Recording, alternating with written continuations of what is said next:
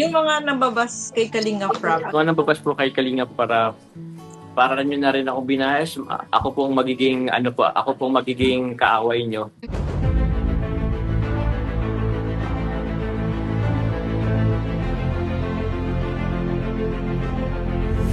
Ayun, shoutout guys, muli po, welcome to my YouTube channel. Ito po si Kuya Julay, ang inyong katugang, ang inyong kalingap na muling babati po sa inyo ng magandang araw, magandang gabi. Saang panig man po tayo ng mundo naroon. At sa araw na ito, panibagong vlog po tayo. Pag-uusapan po natin yung patungkol po kay Jomar. Kasi po dito talagang parang na-hot seat po siya. Lalo't alam naman po natin sa ngayon, talagang may mga usapin po patungkol po sa Jomcar. Isa na nga po dyan yung pagpapahinga po muna as per Kalinga Prab. So alamin po natin, ano nga ba ang ilang connection po dyan kung si Papa Joms po ang tatanungin. Maya-maya po yan ng konti. Pero bago po yun, konting paalala muna si Kuya Julay, baka sakaling meron po ditong hindi nakasubscribe sa ating YouTube channel. Huwag natin kalimutan, Julay Paunil. Tapos pakipindot lang po yung notification bell button para lagi po tayong updated sa aking mga video upload.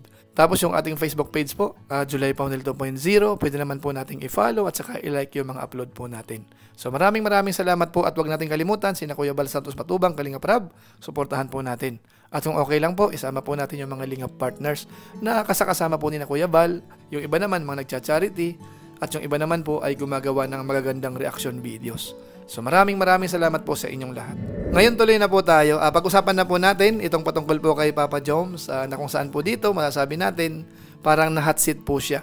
Marami po tayong nalaman mga kabayan po natin, lalo na po yung kanyang saloobin o kaya masasabi sa mga isyong nangyayari po sa ngayon. Kamukha halimbawa, yung binanggit po ni Kalinga Prab na pansamantalang ihinto po muna ang Jomcar, kasama po yan dito. Siyempre po yung mga issue po doon sa mga buzzers, nang babas kay Papa Joms, kay Kalinga Prab, baka sakaling mapag-usapan po dito yan. Kaya wag muna kayong aalis, kailangan pong panoorin po natin yan.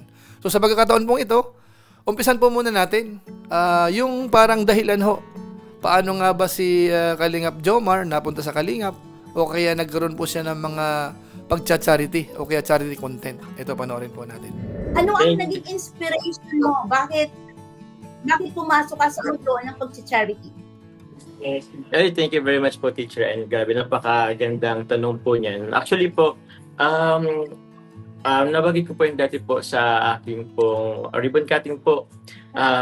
There is an instance po kasi na before po ako magkalingap, meron po kasi akong nadaanan po na mag-ina po, which is yun nga pong napabahayan po natin na si Nanay Generous at kanya po mga anak. Sila po ay mga pamilya po na nangangalakal. So nadaan ko po sila under the sun mga alas 1 or 2 ng hapon, tapat yung sabi ko, if ever man kumbaga sila rin po kasi yung naging parang turning ground or parang nakapag-decide pa ako to join Kalinga po to help mga needy. Tama po ba ang term na needy? Or sabi natin mas kailangan po ng tulong, deserve na matulungan po. Actually po, na-inspire din talaga po kila Kalinga Prab, kila Kuya Bal po sa kanila pong programa po. Kaya sabi ko, if ever naman na mag-join po ako ng Kalinga, I think naman na hindi siya wrong decision po. Kasi napakagandang programa po. So ayan po mga Kalingap, maliwanag po yung kanyang binanggit. Bago pa po siya napasok sa Kalingap, may dadaanan po siya na deserve tulungan. Yun na nga po yung isa, yung pinagawan niya po ng pabahay. So nakatulong po yun. At siyempre po, nabanggit din ni Papa Joms na na-inspired po siya kina Kuya Bal Santos Matubang at saka po kay Kalinga Prab. Ngayon naman po, isunod naman natin kung kumusta naman o kaya ano na ang status po ng Jomcar. Lalo't dito po, nabanggit ng mga host, yung mga nagtatanong po kay Papa Joms about doon sa pagpo-propose, about doon sa ikinasal na mga kabayan po natin. Panoorin po natin at pakinggan yung binanggit mo ni Papa Joms patungkol po sa bagay na yan. Kumusta na ang Jomcar? Ano na ba ang alam na kasi namin na yun nga ang Jomcar ay talagang officially kayo na. Aminin mo man, sabi nga ni Carla, you will get what you see. Yun, nakuha na namin ang aming nakikita. And then, nag-propose na. Tama. Propose natin kasal na nga kulang. Kinasal na nga eh. Ang tanong, so ano pa ba ang mga i-look forward namin dito sa Jomcar? Travel? Travel pa ba? Meron pa ba mga darating na mga pa-travel? Ano pa ba? Kasi alam Opo. namin kayo ngayon ay pause for the naka-pause kasi kayo Naka-freeze, ika nga, Na-freeze po muna. So hindi kayo Yes pwedeng po. gumalaw. Yes po. So sa ngayon po, unexpected na lang siguro. I mean, marami pa po yatang Yes, marami pa oo. pwedeng Opo. And sa travel, ang alam ko po kasi parang open naman po ito. Parang nabanggit naman na po ito sa mga live. So, we're looking forward po na magkaroon ng travel po by this year pa po. Isa pa po yata out of the country. Pero, yun, parang yun po. So yun po mga kabayan po natin, ang sabi po ni Papa Joms dito, marami pa pong aabangan. At kasama po yung schedule po ng pag-travel. Sa pagkakaalam ko po, ngayong taon po yan, yung biyahe po papuntang Vietnam. Kasi may sponsor na po yan mga kabayan po natin at abangan po natin. So ngayon naman po, puntahan na po natin yung inaabangan ng mga viewers natin. Ano nga ba ang masasabi ni Papa Joms doon po sa binanggit ni Kalinga Prab na pagpapahingahin po muna ang Jomcar? Ano masasabi mo sa pagpapatigil para ng inyong love team? Jomcar. At ano kaya ang magiging effect sa community ng Jomcar? At sa tingin mo, yung mga nambabas kay Kalinga sila or liquid? Okay po. Unang-una, ang tanong po una is, ano sa paramdam na yung pagpapatigil, tama po ba? Oo. I don't know kasi po kung tigil po talaga or kasi ang alam ko po parang pause muna, parang pahinga muna po, kumbaga temporary lang muna. Pero di ko rin po kasi masabi. Nakakalungkot po siya, pero at the same time po, it helps din po kasi sa mental health ng lahat. Especially po, bukod po sa amin, kay Carla, kay Kalinga Prab na din. Kasi di ko rin kasi pwedeng i-validate po yung na-feel na po. Kasi meron po mga issues po. Meron akong mga naririnig na balita na nagiging basher po. Yung Jomcar supporter po is nagiging basher po, nagbabash po kay Kalinga Prab, which is ayoko mangyari yun kasi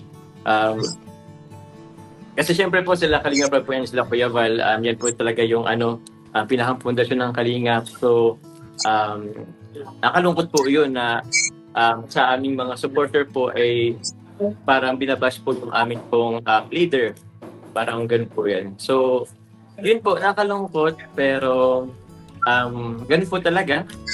Tsaka siguro it helps din naman po sa mentality ng karamihan, emotional, even sa mga viewers din po kasi ang samot-salit pong issue po kasi may mga kung ano-anong issue po na nakikita natin na which is kung ako po personally po pag nababasa ko po sobrang fake news, sobrang daming dagdag bawas sa mga balitang na ako naman po kasi hindi rin po kasi ako mapagsagot sa mga issue. Hindi, ewan ko po kung na-observe niyo po iyan. Hindi po talaga ako So, sometimes kung may time po, kung nasa mood akong magsagot ng basher, meron din naman po. Pero as much as possible, hindi ko rin kasi siya pinofokusan. Kasi, kumbaga focus lang tayo sa goal. So yan mga kabayan po natin, para kay Jomar parang pansamantala lang naman, parang temporary. Bagamat nandun po yung pagrespeto niya po kay Kalinga Prab, depende raw kung anong gagawin, parang nakahanda lang naman po si Papa Joms.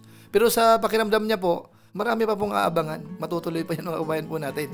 Pero nabanggit niya po na nakakalungkot daw po. Kaso nga lang mahalaga po yung patungkol sa mental health. Kasi nga po sa sitwasyon, talagang nakaka-stress, may mga nag-aaway-away pa. Kaya kung sakasakali pong pansamantalang ihinto, naiintindihan naman po ni Papa Joms. At saka po ayaw niya po nababas si Kalinga Prab. Kasi nga po dito sa social media nga po, sabi ni Papa Joms, maraming fake news.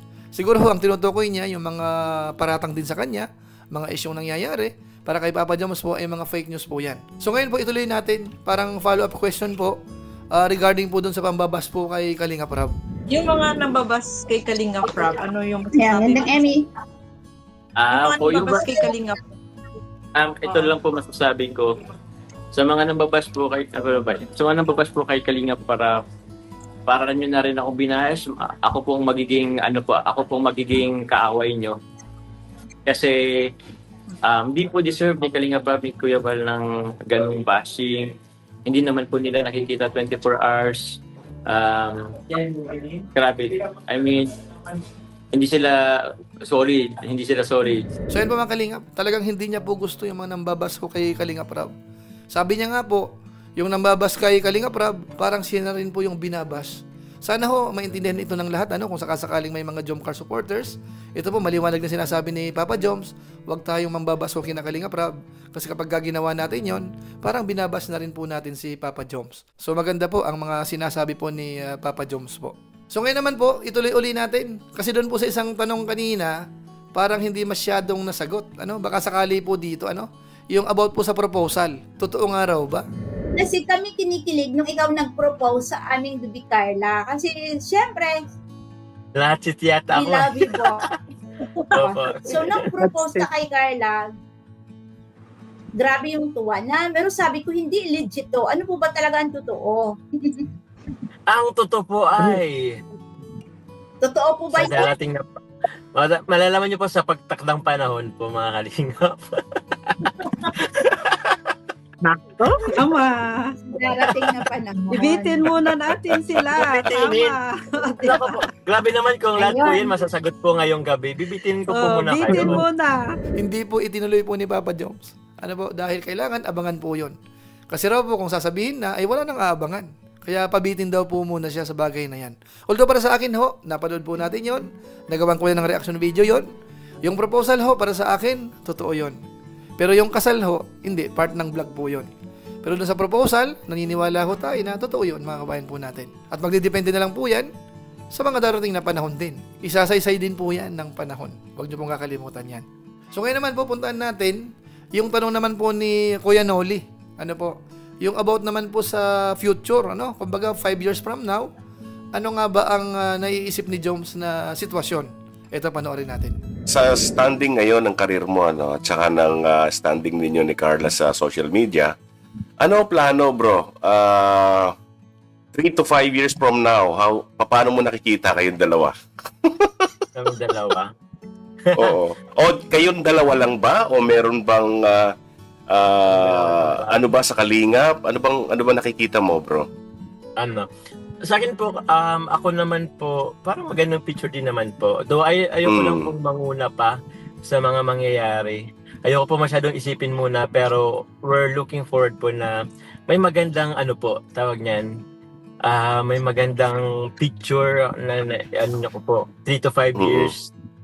So, kung ano man pa mga na-imagine or naisip po ninyo. Tapos na si Carla nun, bro. Graduate na si Carla nun.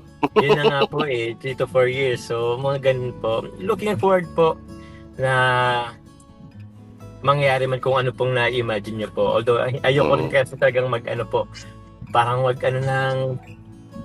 magsalita lang tapos. Ayoko kasing mga ganun po. Minsan kasi may mga bagay na pag sinabi mo, na patuloy, na-jinx. Na-spoil. Opo, minsan di patuloy natutuloy. Ako, looking forward na makita ko kayong dalawa na nagcha-charity kayo together. Yes po naman.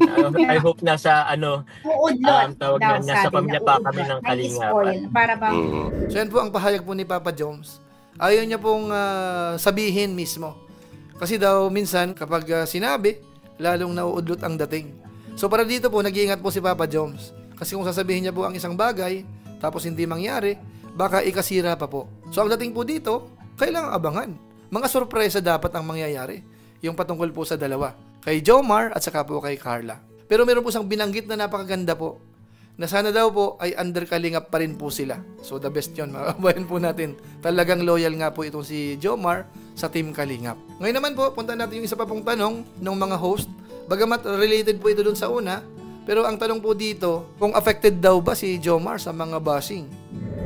Ako po, aminado po ako sa first few months po sa Kalingap. Siyempre po, bago pa lang, sobra po ako naapektuhan dati talaga. Hindi makakain, hindi makatulog. Pero for now po, hindi na rin po kasi masyado pong naapektuhan po eh. Lalo na kung mga fake news lang din naman. At yun, kumbaga, lugi lang po kung magpapa-apekto po. Parang hindi ka magiging productive po sa isang araw. So, yun po, lagi po sinasabi, protect your mental health. Ako po sa mga viewers. Kasi,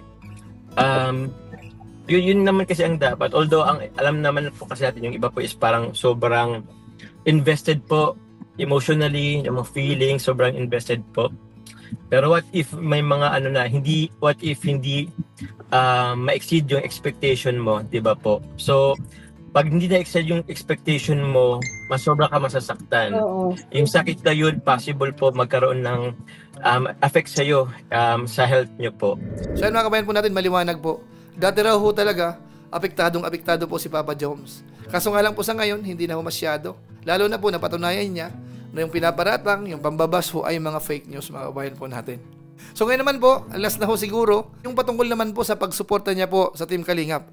Lalo na po kay Kalingap Rab. Ito, panoorin po natin. Support po natin si Kalingap Rab. Sana po, wala pong mag-bash, wala pong Correct. Kila Kalingap Rab, kila Kuya Val. Kasi kung wala po sila, wala po tayo. Marahil hindi ko po kayo kilala.